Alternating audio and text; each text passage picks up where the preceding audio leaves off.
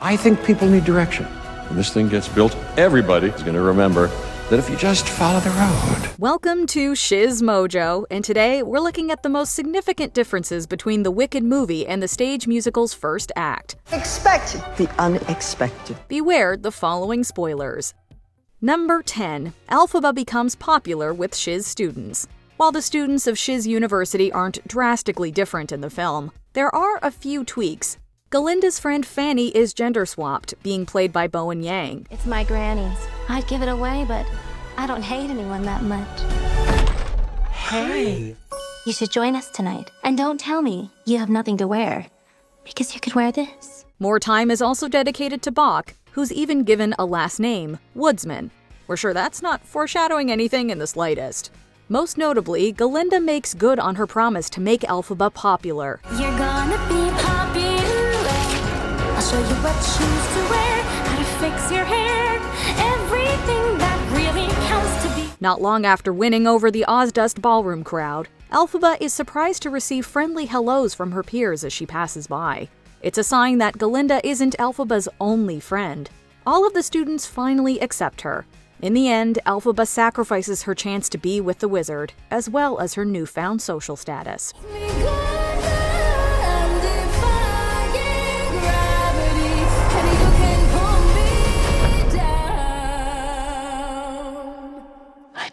Number 9. More Wizard of Oz references. The stage production didn't shy away from references to 1939's The Wizard of Oz. The film works in more Ozian Easter eggs as Dorothy, Toto, the Scarecrow, Tin Man, and Cowardly Lion head for the Emerald City.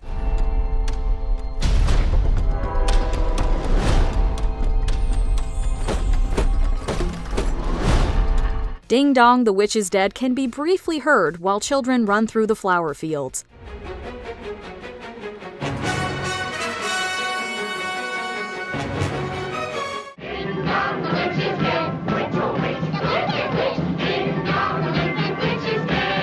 Speaking of flowers, Elphaba rescues the lion cub by putting her class to sleep with poppies. That was you who made all that happen. She proceeds to put the lion in a basket and bikes away with it, just as Miss Gulch did to Toto. The Yellow Brick Road's origins are also laid out as the wizard unveils the Oz of tomorrow. The wizard isn't sure what color to make the road, but with help from Galinda and Elphaba, he's put on the right path. I give you the Oz of tomorrow. Number 8. Miss Coddle. Upon arriving at Shiz, Nessa and Elphaba meet Miss Coddle, played by Keala Settle. And welcome to Shiz! Miss Coddle wasn't in the stage musical or Gregory Maguire's books, being the most significant character created for the film. Living up to her name, the headmistress immediately coddles Nessa, becoming defensive with Elphaba. In the stage version, Elphaba clashes with Madame Morrible when she tries to wheel Nessa away. Miss Coddle fills in for Morrible during another scene where the students learn that Dr. Dillamond has been let go from Shiz. Listen to me! You're not being told the whole story! You can't permit this. I'm afraid it's out of our hands. By turning Miss Coddle into an antagonistic figure, Morrible comes off as more affectionate toward Elphaba. This makes it all the more shocking when Elphaba's mentor shows her true colors and declares her wicked. Don't let her get away! This wicked witch. Number 7. Elphaba's sessions with Madame Morrible. Come with me. Of course. Not you. You. You're the one the wizard has been waiting for. In the stage musical, Elphaba attends Shiz for the sole purpose of looking after Nessa. Elphaba doesn't start off as a student in the movie. She's only at Shiz to make sure Nessa is settled in at their father's request. After seeing the power that she possesses, Madame Morrible pulls some strings to enroll Elphaba. We have nothing but the highest hopes for some of you. Morrible also takes credit for Elphaba's magic display in the school courtyard, keeping her powers under wraps. Like in the stage show, Morrible offers to personally tutor Elphaba. This time, though, we actually get to see their private lessons as Elphaba hones her powers, finding how they're connected to her emotions. No one should be scorned, or laughed at, or told to keep quiet. Remarkable. Absolutely remarkable. These scenes go a step further in establishing Morrible as a friend who is truly a foe. Number 6. How Fiyero meets Elphaba. We didn't see you there. You must have blended with the foliage. Is this how you go through life? Just running amok and trampling anyone in your path? No. No. Sometimes I'm asleep. Fiyero makes his debut in the stage musical riding on the back of a carriage. Bidding farewell to his driver, Fiyero doesn't see Elphaba for the first time until the dance at the Ozdust Ballroom. The film forms a connection between the two earlier on. Fiyero shows up to Shiz on horseback, meeting Elphaba before he encounters anyone else. Elphaba immediately thinks she has the shallow and self-absorbed prince all figured out. I see that the responsibility to corrupt my fellow students falls to me. You pretend to be shallow and self-absorbed. Excuse me. There is no pretense here. I happen to be genuinely self-absorbed and deeply shallow. Fiyero is surprised that Elphaba doesn't fall head over heels for him, but there's a first time for everything. It's a nice meet-cute hinting that these two opposites are made for one another, even if neither realizes it yet. Number 5. Dancing Through Life. Life is fraughtless when you're thoughtless. Those who don't try never look foolish. Dancing through life. Dancing Through Life remains one of the musical's most toe-tapping songs, but director John M. Chu gives the number his signature with a change of scenery. The song now commences at the Shiz library where the bookshelves rotate like a hamster wheel, or a tornado wheel as Chu prefers to describe it. Some people call it a hamster wheel. I hated that name, so I was like, let's call it a tornado wheel from now on. Keep it Aussian. Yes. And yes, this was a practical set. In the stage show and film, the number builds to a finale at the Ozdust Ballroom.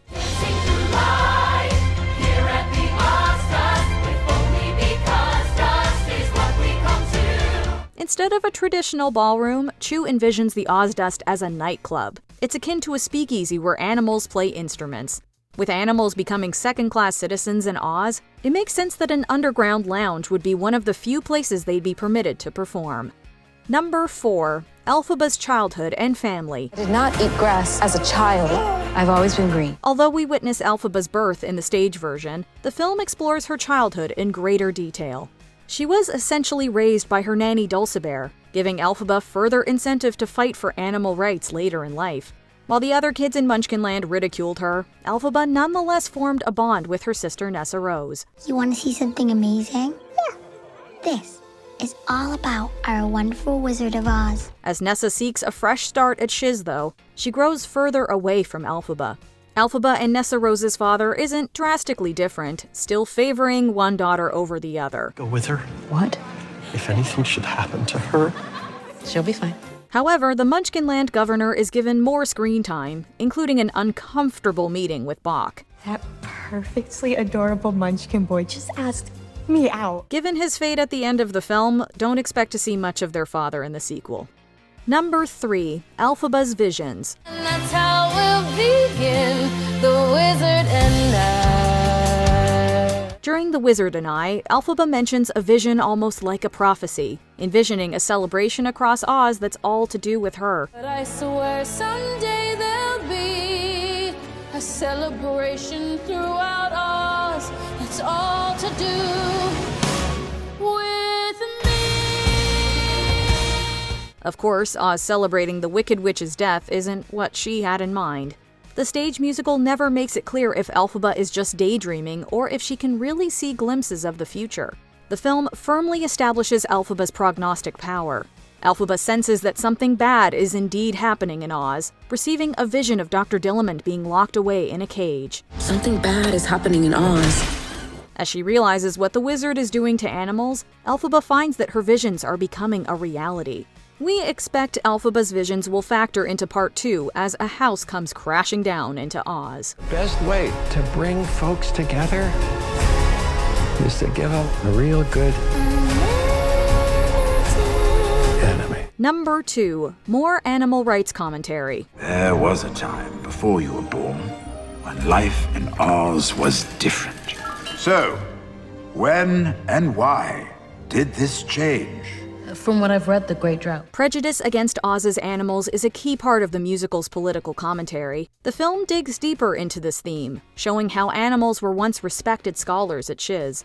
Ever since the wizard rose to power, the animals have slowly been erased from history. Animals are no longer permitted to teach. What? Dr. Dillamond expresses his fears in the Something Bad number, which was a duet between him and Elphaba on stage. The movie's rendition of the song adds several talking animals who share Dr. Dillamond's trepidation that they may lose their voices. Something bad happening. That's it.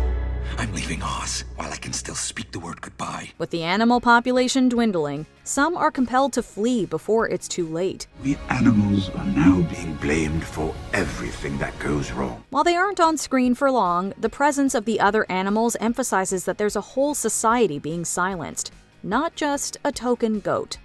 Before we continue, be sure to subscribe to our channel and ring the bell to get notified about our latest videos. You have the option to be notified for occasional videos or all of them. If you're on your phone, make sure you go into your settings and switch on notifications. Number 1. One Short Day. So I'll be back for good someday. To make my life and make my way before today will wonder and endure. Of all the musical numbers, One Short Day is expanded upon the most. A new section is added to Wizomania, detailing the significance of the Grimmery. This spellbook is derived from the so-called Wise Ones. After the Wise Ones passed on, it was prophesied that someone else with the ability to read the Grimmery would arrive in Oz. In Oz's darkest hour, though we cannot say when, there will come one with all power to read the Grimmery. When the wizard dropped in, that prophecy was seemingly fulfilled. In addition to expanding Oz's lore, this sequence provides an opportunity for Idina Menzel and Kristen Chenoweth to make cameos as Wizomania superstars. Michael McCory Rose, who once understudied for Fiyero, also appears as a narrator along with writer Winnie Holtzman. He can read it! He must be a wizard! One short scene can certainly pack in a ton of information and talent. And Oz, which had been sad and blind, once more will sing or joyous. Are there any changes we missed? Let us know in the comments. Look at her, she's wicked. Get it! Whoa.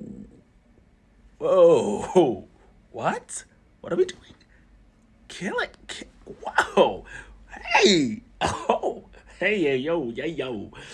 I did not sign up for that. Do you agree with our picks? Check out this other recent clip from MsMojo. And be sure to subscribe and ring the bell to be notified about our latest videos.